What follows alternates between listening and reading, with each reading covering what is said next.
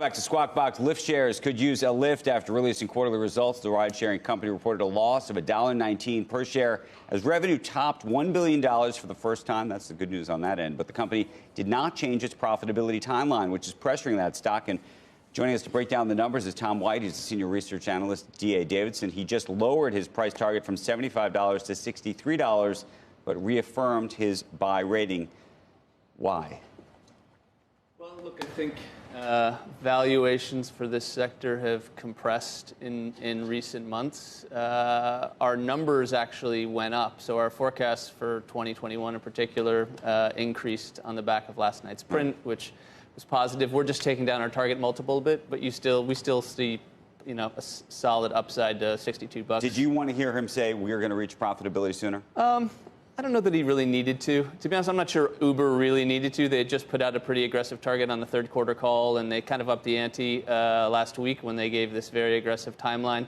Lyft didn't really take the bait on that. That said, they sounded very, very confident. I think the words that the CFO used on the call were truly, truly confident that they can reach the target, and I wouldn't be surprised if they get there. Which stock would you prefer right now? We still like Lyft better just because over the next 12 months, we feel like the visibility is a lot better. Uber has got a more aggressive timeline for profitability, but if you listen to the language, that timeline or that timetable, it makes some presumptions that aren't a slam dunk in our view. So it assumes that the competitive environment for Uber rationalizes even further a bit from where it is. It's not clear what it bakes in around regulatory.